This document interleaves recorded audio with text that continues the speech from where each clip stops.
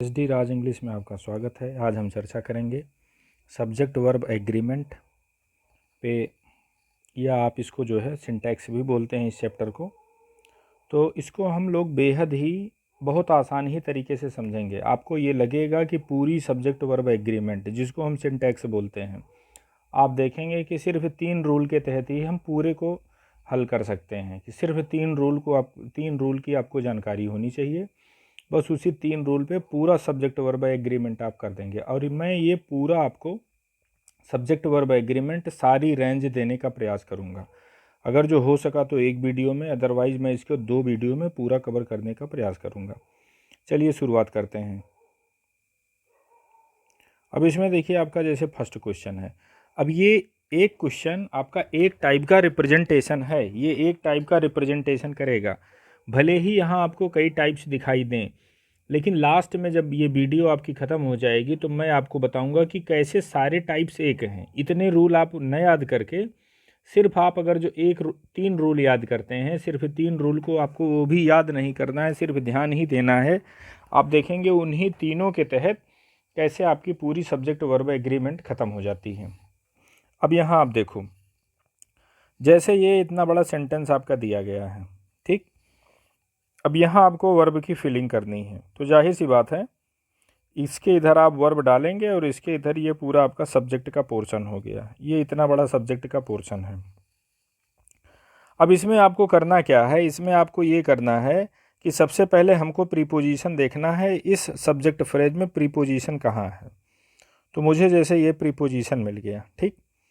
तो मैंने प्रीपोजिशन क्यों ढूंढा, अभी आपको समझ में आ जाएगा कि मैंने प्रीपोजिशन क्यों ढूंढा। अब आपको पता है क्योंकि सब्जेक्ट बनने के लिए, जैसे ये सब्जेक्ट है, ठीक। तो सब्जेक्ट बनने के लिए किसी भी नाउन में सब्जेक्ट बनने के लिए, या सब्जेक्ट जैसे ये यहाँ से यहाँ तक सब्जेक्ट का आपका क्या है, पूरा फ्रेज है, सब्जेक्ट फ्रेज है, ठीक। इस सब्जेक्ट इतने बड़े फ्रेज में सिर्फ एक ही मालिक होगा, या एंड से जुड़ के आपके 2 मालिक हो सकते हैं। कहने का मतलब, मालिक का मतलब यहाँ बताने का मतलब, जैसे हेड वर्ड, जिसको आप हेड वर्ड कहेंगे, वही वर्ब से एग्रीमेंट करेगा इस इतने बड़े पूरे में। अगर जो वो शब्द तुम्हारा सिंगुलर है तो ये वर्ब भी सिंगुलर की आएगी, वो शब्द आपका प्लूरल है तो वर्ब भी आपकी प्लूरल आएगी। अब बात होती है कि हम उसको छांटे कैसे। तो सिंपल सा तरीका है कि जैसे यहाँ हमने प्रीपोजिशन देखा, तो प्रीपोजिशन के बाद जैसे मान लो तुमको टी मिला, तो इसका केस ऑब्जेक्टिव, इसी से एंड जुड़ा है, कोऑर्डिनेटिंग कंजंक्शन है, तो 2 समान पद को ये जोड़ता है। तो ये भी, जब ये भी नाउन हुआ, जब ये नाउन तो ये भी नाउन, इसका केस ऑब्जेक्टिव तो इसका केस भी ऑब्जेक्टिव, और एंड से देखिए और भी ये चीज़ जुड़ी है। तो जब इनका केस ऑब्जेक्टिव तो इनका केस भी ऑब्जेक्टिव। कहने का मतलब, ऑफ के बाद जितने भी नाउन हैं सब आप उनको 2 काट, सब बेकार के हैं, कोई मतलब नहीं। इसके इधर कितने नाउन हैं, तो पता चला सिंगल नाउन है। इंट्रोडक्शन, कैसा नाउन है, एब्स्ट्रैक्ट नाउन है, सिंगुलर है, ठीक। अब ये सिंगुलर है, जब ये सिंगुलर है तो यही एग्रीमेंट करेगा इस वर्ब से, यही हेड माना जाएगा आपका। अगर जो ये सिंगुलर, तो हम यहाँ पे हैज़ लगा देंगे। देखिए सब्जेक्ट कितना बड़ा था, सब्जेक्ट फ्रेज आपका कितना बड़ा था, लेकिन कैसे हमने उसमें से छांट के निकाल लिया। तो आपको क्या करना है, सबसे पहला कॉन्सेप्ट ये है कि आपको सब्जेक्ट फ्रेज को जो है कहने का मतलब सब्जेक्ट को प्रेडिकेट से अलग कर देना है। फिर उसके बाद देखना है कि उसमें हेड वर्ड कौन है। तो हेड वर्ड देखने के लिए सिंपल से यही प्रोसेस है, आप प्रीपोजिशन देख लीजिए। प्रीपोजिशन अगर जो मिल गया तो प्रीपोजिशन के दाहिनी तरफ जितनी भी चीज़ें वो सब बेकार की हैं, कोई मतलब नहीं, वो सब बेकार हो गई। क्योंकि जितने भी नाउन पढ़ेंगे सबका केस ऑब्जेक्टिव पड़ जाएगा। जब ऑब्जेक्टिव किसी नाउन का केस बन गया तो सब्जेक्ट बनने की समझिए उसमें क्षमता ही खत्म हो गई। तो सब्जेक्ट बनने की क्षमता किस नाउन में होगी, तो जो नाउन सब्जेक्टिव केस का होगा। तो पता चला इसी का है, समझ रहे हैं। अब यहाँ आप देखो, फिर हमने वही काम किया, यहाँ आपको वर्ब की फिलिंग करनी है, तो ये हमने लगा दिया, ठीक। ये इधर पूरा प्रेडिकेट, ये आपका सब्जेक्ट। अब इस सब्जेक्ट फ्रेज में आप देखो प्रीपोजिशन एक भी नहीं है। अब क्या करना है, एंड मिल गया, तो एंड आपका कोऑर्डिनेटिंग कंजंक्शन है। अब देखो एक सिंगुलर और एक सिंगुलर, दोनों एंड से जुड़े हैं, तो एक एक कितना हो गया, 2। तो जब ये 2 हो गया मतलब अब ये हो गया प्लूरल, तो वर्ब भी अब ये प्लूरल के लेगा। तो कहने का मतलब अब यहाँ पे आर आएगा। अब देखिए नेक्स्ट जो है उसी का पहले वाले का काट है। क्या काट है, जैसे ये the horse and carriage at the door, ठीक। अब ये हार्स कैरियज क्या है, आपको लगेगा जैसे सब्जेक्ट एक आपने लाइन खींची, इधर पूरा प्रेडिकेट, ये पूरा सब्जेक्ट। सब्जेक्ट फ्रेज में आप बोलेंगे देखो एंड से एक नाउन ये है, ये एक नाउन ये है, दोनों के केस सब्जेक्टिव केस ही हैं, तो दो नाउन बराबर प्लूरल। ठीक, तो प्लूरल तो मतलब अब प्लूरल की वर्ब भी लेगा, लेकिन यहाँ ऐसा नहीं है। ये भले दो नाउन आप दिख रहे हैं, लेकिन दो नाउन दिख के काम एक का कर रहे हैं। कहने का मतलब दो नाउन मिलके विचार एक दे रहे हैं, कॉन्सेप्ट एक दे रहे हैं। अब इसको बोलते हैं फ्रेज, फिक्स फ्रेज, समझ रहे हैं। तो अब ये फिक्स फ्रेज, इसमें जो है कैसे आप समझेंगे कि ये फिक्स फ्रेज है, कैसे मुझे पता चल गया आपको नहीं पता चला। अब इसमें देखो हार्स एंड कैरियज, ये फिक्स चीज़ें हैं। अब हार्स की जगह तुम यहाँ एस डाल दो, जैसे जो काम घोड़ा करता है वही गधा भी करेगा, तो एस एंड कैरियज, तो ये कहावत नहीं है। तो कहने का मतलब ये कहावत है, लेकिन ये कहावत नहीं है। तो कहावत का मतलब क्या होता है, फ्रेज का मतलब क्या होगा इस सेंस में कि यहाँ भी इस चीज़ का तुम स्थानापन्न नहीं डाल सकते हो। जैसे हार्स की यहाँ तुम सोचो एस डाल दें, कैरियज की जगह तुम उसकी जगह कोई जो है मैट डाल दो या कुछ उससे उसके सिनोनिम्स डाल दो, तो वो एक्सेप्ट नहीं करेगा। जो शब्द है सेम एज इट इज़ यही सब्जेक्ट होना चाहिए। तो भले ही इसमें दो नाउन आ जाएं, तीन नाउन आ जाएं, विचार एक ही माना जाएगा। जब कॉन्सेप्ट एक है, विचार एक है, तो सब्जेक्ट हुआ कितना, तो पता चला सब्जेक्ट एक हुआ। तो जब एक हुआ तो तुमने वर्ब भी सिंगुलर वाली लगा दी, समझ रहे हैं। तो ये इसका जो है खेल है, ये टोटल इसी का जो है गेम है। चलिए नेक्स्ट क्वेश्चन लेते हैं। अब यहाँ पे हम देखते हैं कि जैसे माई फ्रेंड एंड बेनिफैक्टर, एक लाइन आप यहाँ खींचो, इधर प्रेडिकेट इधर सब्जेक्ट, कोई प्रीपोजिशन दिखा सब्जेक्ट पोर्शन में नहीं दिखा, एंड दिखा, कोऑर्डिनेटिंग कंजंक्शन है, तो जो चीज़ ये होगी वही चीज़ ये होगी। इसका केस सब्जेक्टिव तो इसका केस भी सब्जेक्टिव, और दो दो सब्जेक्टिव केस के तुमको नाउन मिल गए। अब दो नाउन मिल गए तो आपके मन में आएगा कि जो है इसको हम प्लूरल कर देते हैं। तो प्लूरल करेंगे तो यहाँ धोखा हो जाएगा, क्यों? क्योंकि ये डिटर्मिनर देखो एक के पहले लगा है। अब डिटर्मिनर एक का पहले लेकर लगने का मतलब क्या हो गया कि एक इंसान है, एक इंसान है। यही क्या है, इसमें फ्रेंड वाले भी गुण हैं और इसी में बेनिफैक्टर वाले भी गुण हैं। इसमें दोनों गुण हैं। तो जब एक ही इंसान में दोनों गुण हो, तो जब बात सिर्फ एक की हो तो एक की होगी, तो फिर वर्ब सिंगुलर की आएगी। अच्छा, हमने कैसे पकड़ लिया कि एक ही की बात हो रही है? तो ये देख रहे हैं डिटर्मिनर माई, जो आपका जो पजेसिव एडजेक्टिव यहाँ पर है, ये पजेसिव एडजेक्टिव सिर्फ एक के पहले लगा है। अगर जो ये इसी के पहले भी लगा होता तब तुम्हारी वर्ब प्लूरल किया जाती। अब यहाँ एक के पहले ही लगा है, तो कहने का मतलब ये माना जाएगा कि एक ही इसका मित्र है, वही फ्रेंड भी है, वही बेनिफैक्टर भी है। कहने का मतलब एक ही इंसान में दो गुण मौजूद हैं। तो जब बात एक की करोगे तो वर्ब भी आप एक ही की लगाओगे, तो इसमें कौन सा वर्ब आएगी? तो इसमें पता चला आपकी है जाएगी।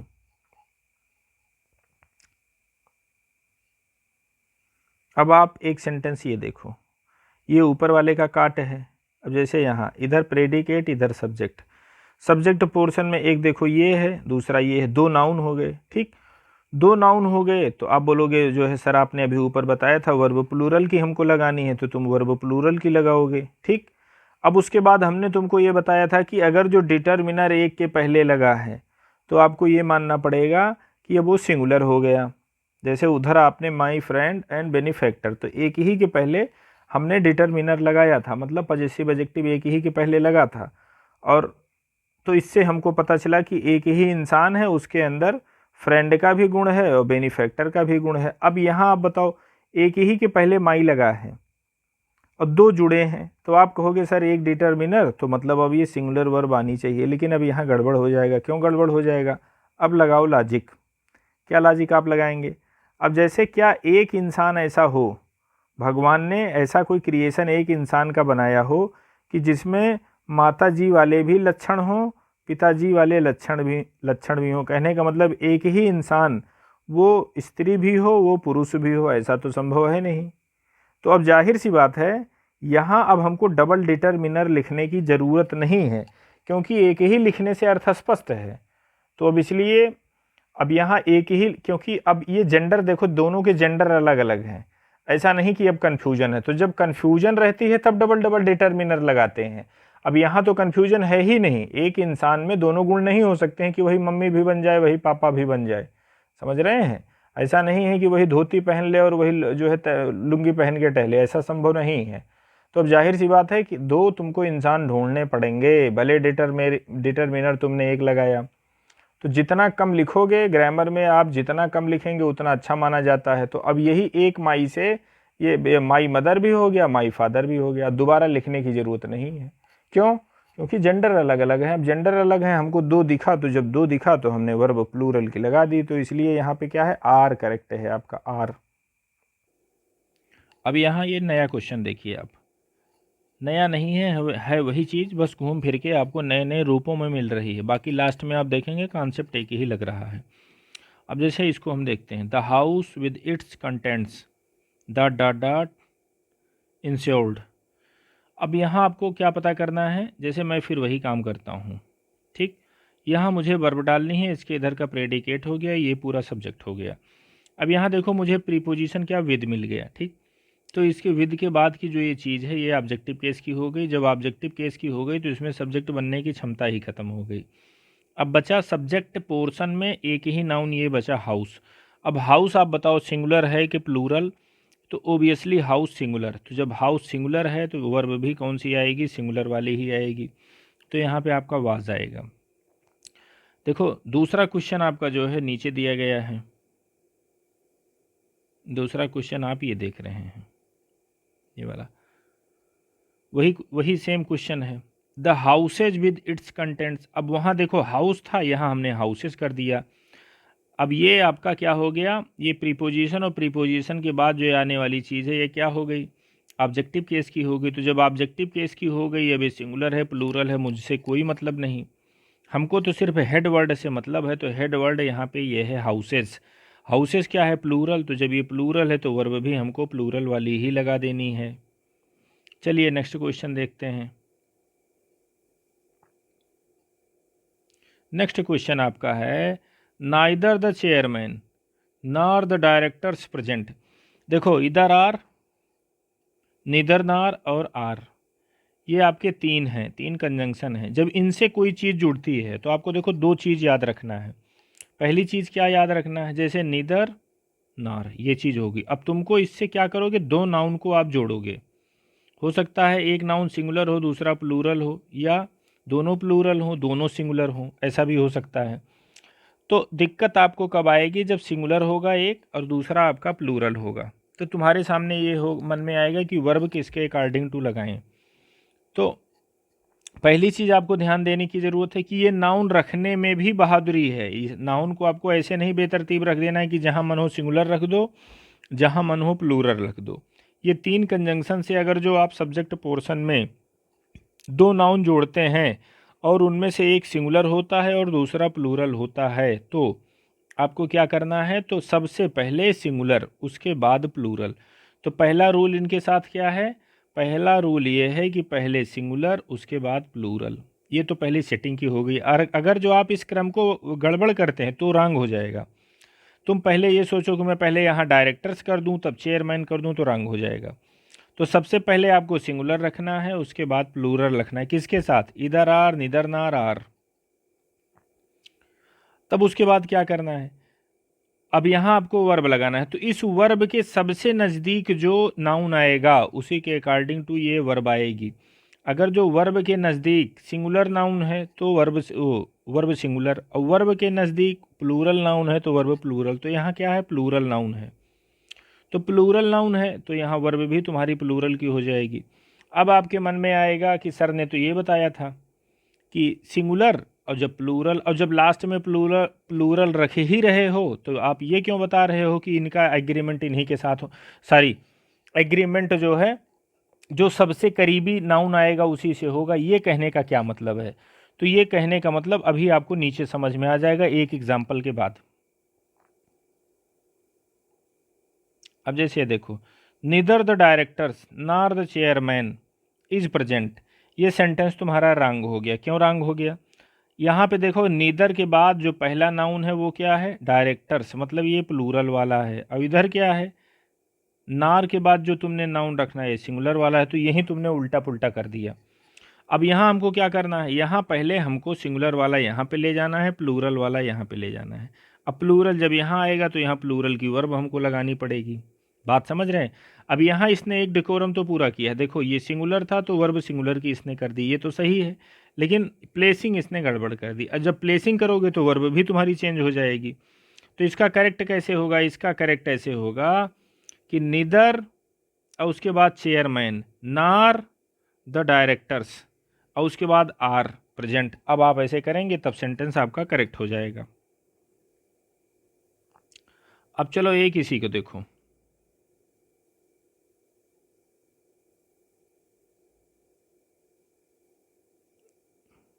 देखिए, इन दो क्वेश्चन को हमको एक साथ देखना है। एक साथ क्यों देखना है?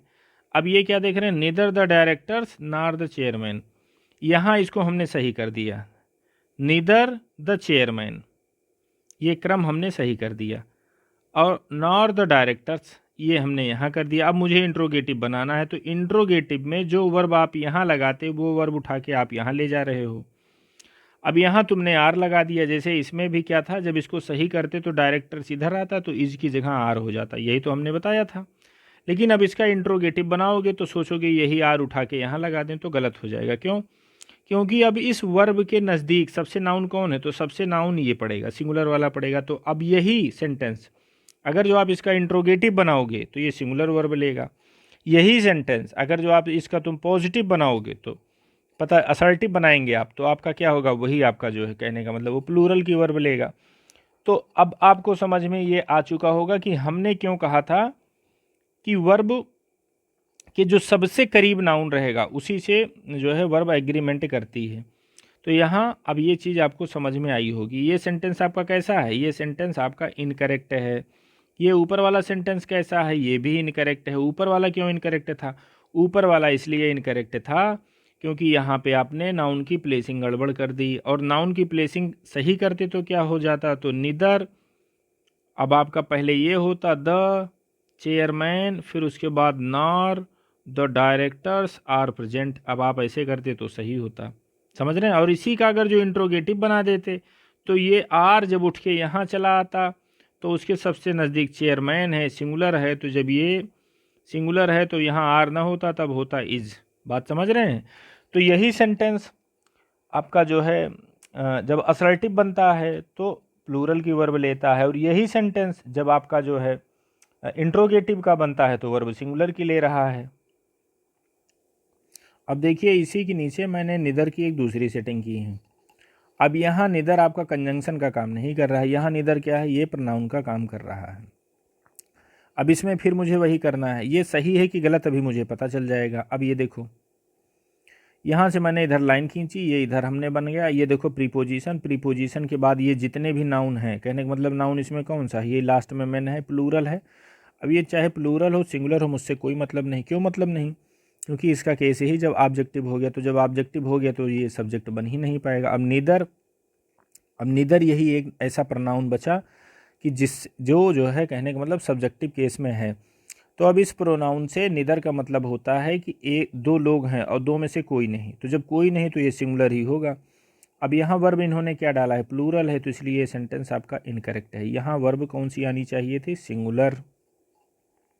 चलिए नेक्स्ट क्वेश्चन देखते हैं। अब देखो यहाँ ईच है, each of these substances are found in India. अब यहाँ देखो ऑफ मिला, ऑफ के बाद दीज सब्सटेंसेस, ये भले ही प्लूरल है लेकिन इसका केस क्या है? ऑब्जेक्टिव केस है, तो काट दो इसको, बेकार की चीज़ है। अब बचा ईच, यही एक बचा प्रोनाउन, ये सब्जेक्ट का काम करेगा। तो डिस्ट्रीब्यूटिव प्रोनाउन है ये, तो डिस्ट्रीब्यूटिव प्रोनाउन सब्जेक्ट बनते हैं तो ये सिंगुलर ही होता है, समझ रहे? तो यहाँ जो आर है ये इसकी जगह क्या होना चाहिए था? इज होना चाहिए था, इसलिए ये सेंटेंस क्या है? इनकरेक्ट है। चलिए नेक्स्ट देखते हैं। चलो इनको देखो, every one of the prisoners guilty. अब देखो इसमें फिर वही ऑफ के बाद ये प्रिजनर्स। अब ये भले हैं, कोई मतलब नहीं, बेकार के हो गए, इनको प्लूरल, ये आप इनको प्लूरल मान लो। प्लूरल भले हैं लेकिन ऑब्जेक्टिव केस के हैं, तो सब्जेक्ट बनने के लायक नहीं। सब्जेक्ट बनने के लायक क्या है? एवरी वन है। एवरी वन सिंगुलर होता है, तो अब ये वर्ब कौन सी लेगा? ये वर्ब तुम्हारी सिंगुलर वाली ही लेगा। चलिए नेक्स्ट क्वेश्चन देखते हैं। Every of the prisoners is prisons, every of the prisons is full. अब ये सेंटेंस क्या है आपका? ये सेंटेंस आप ये कहोगे सर ऑफ लगा है, इसके बाद क्या है? प्लूरल नाउन है लेकिन ऑब्जेक्टिव केस का है, इसलिए सब्जेक्ट बनने की क्षमता खत्म हो गई। अब इब्री सिंगुलर मानोगे आप इसको, और ये आप इसको जो सिंगुलर वर्ब लगाएंगे। ठीक, यही तो आप सोचोगे, लेकिन ये कॉन्सेप्ट बिल्कुल गलत है, ये पूरा सिरे से गलत। क्यों? क्योंकि जो इब्री है ये एडजेक्टिव का काम करता है, लेकिन ये प्रनाउन का काम कभी नहीं करता है। और इब्री वन ये प्रनाउन का काम करता है। तो आप इब्री वन और इब्री इनमें कंफ्यूज हो सकते हैं। तो इब्री इतना याद रखना कि इब्री के बाद इब्री बॉय, इब्री गर्ल, इब्री के बाद एक नाउन जरूर आएगा। इब्री अकेला नहीं आता है, कहने का मतलब इसको एज ए प्रनाउन आप यूज नहीं कर सकते हैं। इब्री जब भी यूज होगा एज ए एडजेक्टिव यूज होगा। तो ये सेंटेंस क्यों गलत हो गया? क्योंकि आपने एडजेक्टिव को सब्जेक्ट बना दिया, जबकि सब्जेक्ट बनने की क्षमता सिर्फ या तो नाउन में होती है या तो प्रनाउन में होती है। तो इसलिए ये सेंटेंस आपका क्या है? इनकरेक्ट है। चलिए नेक्स्ट देखते हैं। अब जैसे ये वाला क्वेश्चन है, many a man have done so. अब ये वाला हैव करेक्ट है कि इनकरेक्ट है, मुझे कैसे पता चलेगा? अब देखो, many a man, subject portion में नाउन कितने हैं? तो पता चला नाउन एक है। कौन सा है? सिंगुलर की प्लूरल? तो ये सिंगुलर वाला है, तो वर्ब भी यहाँ पे सिंगुलर की ही आएगी। यहाँ जो हैव लिखा है ये गलत है, इसकी जगह पे है जाना चाहिए था। अब ये पूछा जाएगा ये सेंटेंस करेक्ट है कि इनकरेक्ट? तो ये सेंटेंस आपका इनकरेक्ट है। क्यों? क्योंकि जहाँ हैव लगा था वहाँ हैज होना चाहिए। चलिए नेक्स्ट क्वेश्चन देखते हैं। यहाँ देखो, every boy and every girl were given A packet of sweets.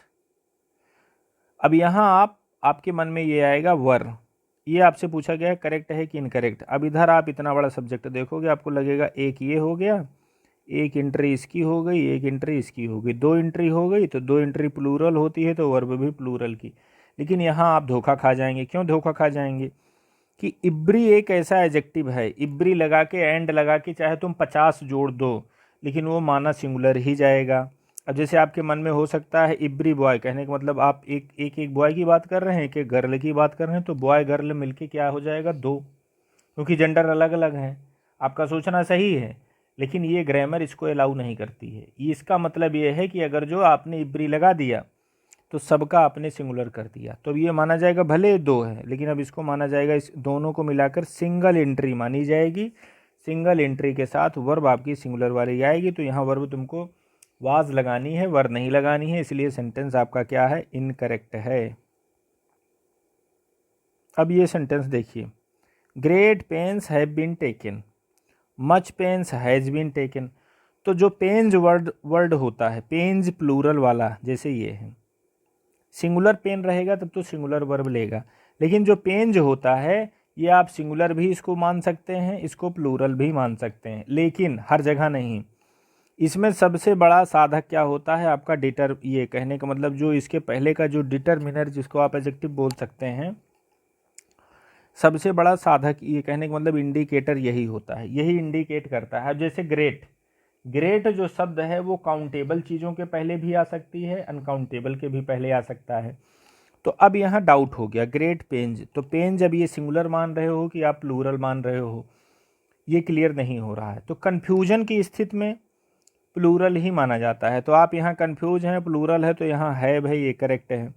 अब यहाँ देखो मच, तो मच आप बताइए, मच किसके पहले लगाते हैं? आप अनकाउंटेबल नाउन के पहले लगाते हैं कि काउंटेबल? तो ओबियसली आप अनकाउंटेबल नाउन के पहले लगाते हैं। तो जब ये मच सिंगुलर तो ये पेंज भी सिंगुलर, और जब पेंज सिंगुलर तो ये वर्ब भी सिंगुलर। तो इसीलिए यहाँ पे देखिए हैज आया है, हैव नहीं आया है। अब यहीं एक क्वेश्चन और देख लो, all possible means have been tried. अब मीन्स का मतलब जब आपका साधन हो, तो मीन्स के साथ चाहे सिंगुलर वर्ब लगाओ चाहे प्लूरल वर्ब लगाओ, दोनों सही है। अब जैसे ये वाला ऑल पॉसिबल मीन्स मतलब हर साधन प्रयास किए जा चुके हैं, तो ये भी करेक्ट है। All possible means has been tried, सभी जो है प्रयास किए जा चुके हैं, या जो है प्रयास ट्राई किए जा चुके हैं, तो ये भी सही है। तो जब मीन्स का मतलब साधन हो, तो चाहे सिंगुलर लगाओ चाहे प्लूरल लगाओ, दोनों सही है। लेकिन इसी मीन्स का मतलब अगर जो रुपए पैसे हो जाए, मनी हो जाए, तो आप ऑलवेज प्लूरल वर्ब ही लगाएंगे। अब जैसे ये वाला सेंटेंस देखिए, my means were much reduced owing to that heavy loss. कहने का मतलब अब ये हैवी लॉस के बजाय से इनकी जो है मीन्स रिड्यूस कर गई, मतलब अब पैसों की बात यहाँ हो रही है। तो जब पैसों की बात हो रही है तो वर्ब देखो प्लूरल वाली है कि नहीं है, तो वर्ब प्लूरल वाली है। तो जब मीन्स का मतलब रुपए पैसे होता है तो सिर्फ प्लूरल वर्ब लेता है, वो सिंगुलर वर्ब नहीं लेता है। अब यहाँ देखो प्लूरल है, इसीलिए ये वाला सेंटेंस आपका करेक्ट है। अब यहाँ देखिए हिज मीन्स आर एम्पल, उसके साधन पर्याप्त हैं। ठीक, तो अब यहाँ आपका ये करेक्ट है। क्यों? क्योंकि अब यहाँ जब मीन्स का मतलब साधन होता है तो चाहे सिंगुलर मानो चाहे प्लूरल मानो दोनों करेक्ट होता है। तो यहाँ ये सेंटेंस आपका करेक्ट है। देखिए अगला क्वेश्चन आपका क्या है, the committee have issued its report.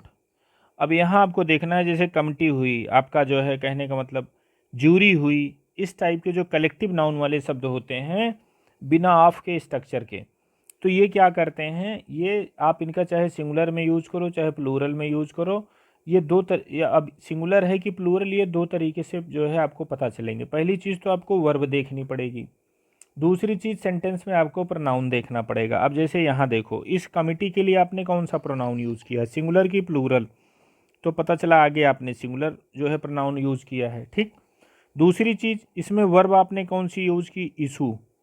Issue का मतलब होता है निर्गत करना, देना। तो कोई चीज़ आप जैसे मान लो 10-15 लोग हैं, तो 10-15 लोगों ने मिलके किसी को कोई चीज़ दी, तो जाहिर सी बात है 10-15 लोगों का विचार एक रहा होगा।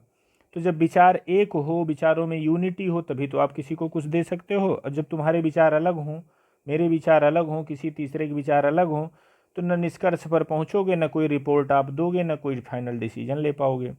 तो जब वर्ब तुम्हारी डिवाइडेड यूज हुई हो, डिस्ट्रीब्यूटेड यूज हुई हो, तब तो प्लूरल की आप वर्ब लगाएंगे।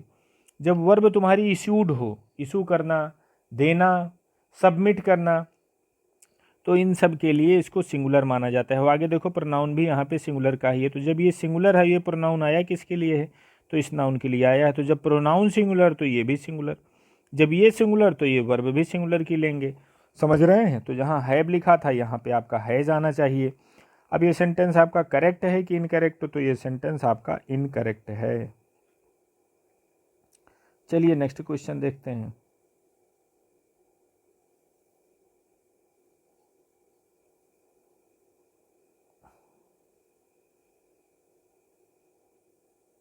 अब अगला क्वेश्चन ये वाला देखिए, the committee is divided on one minor point. अब ये देखो डिवाइडेड, डिवाइडेड का मतलब अब इस कमिटी के विचार बटे बटे हैं, इनके अलग इनके अलग इनके अलग। तो जब सबके विचार अलग हैं तो जाहिर सी बात है एक कॉन्सेप्ट नहीं बन पाया। जब एक कॉन्सेप्ट नहीं बन पाया तो अभी यही कमिटी आपकी क्या होगी, ये प्लूरल वर्ब लेगी, प्लूरल मानी जाएगी तो वर्ब भी प्लूरल की लेगी। अब इसलिए ये भी सेंटेंस आपका इनकरेक्ट है। अब United states have big navy, तो यूनाइटेड स्टेट मिलके एक सिंगुलर यूनिट का काम कर रहा है, तो ये सिंगुलर है, तो इसलिए वर्ब यहाँ पे कौन सी आएगी, सिंगुलर की आएगी। जो यहाँ आपने हैव लगा रखा है ये गलत है, इसकी जगह हैज होना चाहिए था, और इसलिए ये सेंटेंस आपका इनकरेक्ट है। अब देखिए अगला क्वेश्चन आपका क्या है, a number of boys, a number of boys. तो जब बॉय का एक नंबर हो, जैसे ये प्लूरल और प्लूरल का एक नंबर, कहने का मतलब इनकी जो है एक संख्या, तो जाहिर सी बात है जब ये प्लूरल है तो इनकी एक संख्या, तो ये भी प्लूरल हो जाएगा। तो जब ये प्लूरल हो जाएगा तो वर्ब भी सिंगुलर की लेगा, सॉरी वर्ब प्लूरल की लेगा। तो यहाँ जो इज लिखा गया इसकी जगह आर होना चाहिए था, इसीलिए ये सेंटेंस आपका रॉन्ग है। अच्छा, इसी की जगह द नंबर ऑफ बॉयज़ हो जाए तो द नंबर ऑफ बॉयज़। अब आप वर्ब सिंगुलर की लगाओगे प्लूरल की, तो वर्ब यहाँ पे सिंगुलर की आएगी। क्यों? क्योंकि द नंबर ऑफ बॉयज़ का मतलब हो गया कि बच्चों की एक संख्या, एक निश्चित संख्या। अब जैसे 25, जैसे हमने कहा 1 is a digit, 2 is a digit, 3 is a digit, तो ये 25 क्या है, 25 इज़ ए डिजिट। तो द नंबर ये भी एक डिजिट है, तो द नंबर एक डिजिट, तो इसलिए जब ये जैसे जब ये 25 सिंगुलर है तो ये भी सिंगुलर है, तो इसीलिए द नंबर के साथ आप जो है हमेशा सिंगुलर की वर्ब यूज़ करते हैं, और वहीं अ नंबर के साथ आप प्लूरल की वर्ब यूज़ करते हैं। तो ये आपका जो है यहाँ इतना कॉन्सेप्ट जो है आपको बताया गया है। और आगे का जैसे 2/3 ऑफ द अमाउंट और इस टाइप की चीज़ें आपको जो है नेक्स्ट वीडियो में हम कवर करने का प्रयास करेंगे। इसमें जो है यहीं तक रखा जाए, और सिंटैक्स की मैं सेकंड वीडियो बनाऊंगा। सिंटैक्स टोटल मैं 2 वीडियो में कवर करने का प्रयास करूंगा। और इसमें जो है और भी जो चीज़ें आपको चाहिए, जैसे अन्यत्र जो टॉपिक आपको चाहिए, जैसे मूड हुआ या लिटरेचर के कोई टॉपिक हो, तो आप उस पर भी हमको कमेंट बॉक्स में इन्फॉर्म कर सकते हैं। मैं आपको जो है अगली वीडियो उसी पर प्रोवाइड कराऊंगा। वैसे इसके बाद अभी जो सेकंड आपको जस्ट वीडियो मिलने वाली है वो सिंटैक्स 2 ही होगी। तो सिंटैक्स की मैं दोनों वीडियो दे करके पूरा सिंटैक्स आपका कवर करवाने का प्रयास कर रहा हूँ। अच्छा ये भी है कि अगर जो जितना सिंटैक्स के क्वेश्चन मैंने दिए हैं इतने आप कर ले जाते हैं, इतने के आप जो है जानकारी रखते हैं, तो ये मान के चलिएगा कि लगभग सिंटैक्स की दुनिया इतनी ही है, सिंटैक्स इतने में निपट जाना है। और लास्ट वीडियो में मैं आपको बताऊंगा कि कैसे सारे रूल एक हैं। मतलब जो ये इसकी सेकंड वीडियो आएगी, मैं उसमें आपको जितना अभी तक पढ़ाया हूँ सब मैं बताऊंगा कि कैसे सारे रूल एक हो गए हैं, लास्ट में जाके एक हो गए हैं। आपको सिर्फ 3 चीज़ों पर ध्यान देना होगा बस, तो वो लास्ट में मैं बताऊंगा। थैंक्स।